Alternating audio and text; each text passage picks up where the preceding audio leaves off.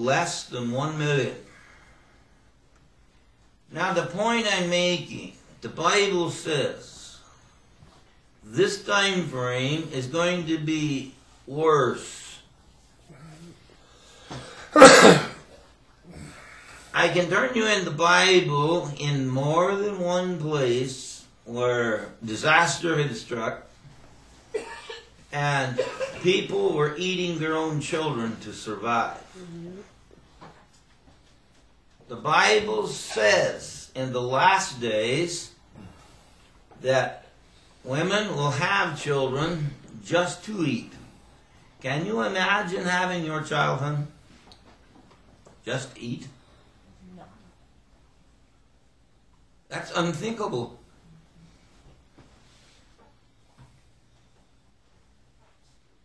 But I'm here to tell you, and the point I want people to get is, when God says that's the way it will be, you better believe that's the way it's going to be. That's right. You know, it's not so far-fetched as what's happening already right now. I got this tape, and it's on abortion and how they... And this lady literally works in these clinics. She doesn't work for them, but she's come forward because she couldn't stand what was happening. They had twins born, and they were alive. They went through the abortion, but they lived. And they brought them to her, and she said they're alive. Because what her job was to do is to take whatever the colleges wanted or whatever and harvest that. And if they wanted this, sometimes they wanted a whole baby, sometimes, and that's what they do. And they're selling these babies, and I just broke my heart watching what was going on. But it's no different, really. I know. And they're doing that by droves in this country. More than you know. Literally having them, and she says every time in a 2-week period there would be several that would come in alive. She refused to do anything about it, so the doctor would puncture their wound or their lungs or do something to drown them or whatever, and then give them to them to harvest them. And that's happening all the time. So it wouldn't be any much of a bigger step for a mother to do that when it's already doing what's going on. Yes. So that's why, as I'm speaking, we fail sometimes to really realize that when God says it,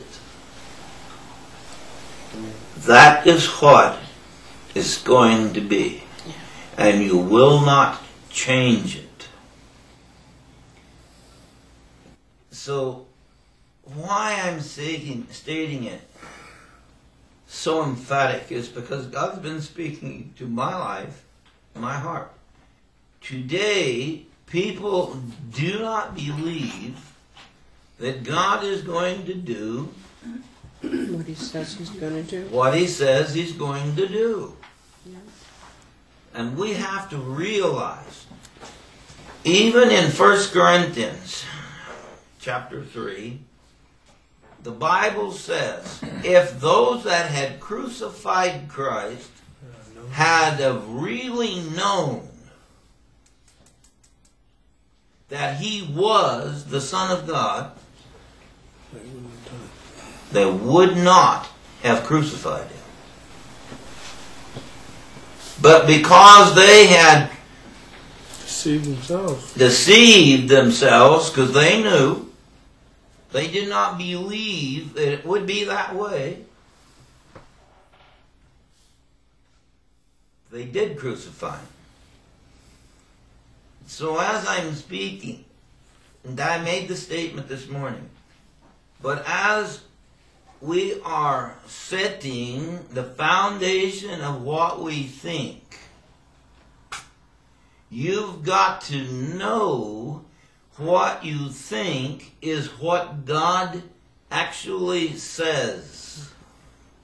Or your thinking is built on something other than what God has actually stated.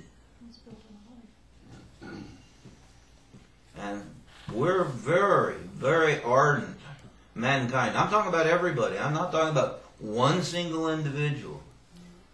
You get it in your head that you're right. Nobody can tell you different. No one can change your mind. The old statement, a man's mind changed against his will is of the same opinion still.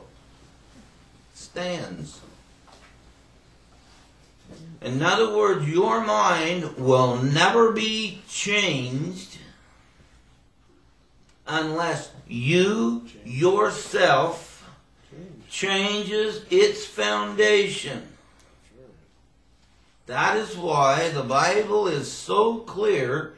Be careful on what foundation that you build. For there is no other foundation on which you can build. I'm quoting 1 Corinthians chapter 3.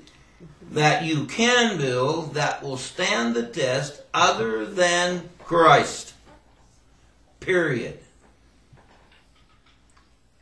So, in your own mind and own thinking, as we're doing the study in the book of Revelations, you have to examine the foundation of your own thinking. I can look at it from the outside and tell you, well, bless God, you're wrong, and you may be. But it will do nothing to change it. You know, I had that situation happen just recently with my brother. He's been going to a really good church, community church where he lives. A lot of the same basis of what we believe in. And just last week he read this book called Illumination. And he calls me and he's like, "You've got to read this book. It's the book to read." And it, you know, he started telling me about all this stuff that, you know, we're living hell on earth. And I argued. I said, "No, we're not. You know, absolutely we're not." And, you know, there were several points in there, but I thought, and at the end of the conversation, you know, he says, "Please read this book." I said, "You know, I'll check it out and see what it says, what the back basis is before I commit to reading it." Well, I went on the internet and I typed in the illumination, and it came up with all these five or six categories of occult, witchcraft, you know, all this stuff. And I emailed him right away, that website, and I said, "Sorry about this, but I won't even attempt to read this because I'm not going to let what I read enter into my brain." Yes. Right. It's not that I want to be naive about it. No. But you know what? Something that little that he read had already begun to affect the foundation he would build on. That's called Garden Gate. Yes, that is called Garden Gate. Yeah. And so as we are going through these 10 kings that we're talking about here is going to rise out of a major war. I just went back and was reading Daniel. That major war, we have a good chance of maybe seeing. Will I tell you you'll see it? No, I'm not God. I don't set the day that the trumpet's going to blow and the children of God are going to be caught out of here. So I can't. Because there is nothing that has to happen for the trumpet to blow. There is not one prophecy to be fulfilled before the blowing of the trumpet. Jerry, I think you got a boy back there that needs some correction. Which one? Make your pick. is it mine? No. You're being too noisy back there. Knock it off. You know what? Whenever we're sitting here talking about the end times, and we talk about the 7 years tribulation. The one thing I always try to keep foremost in my mind is that I can still be part of the chosen after the rapture. That is correct.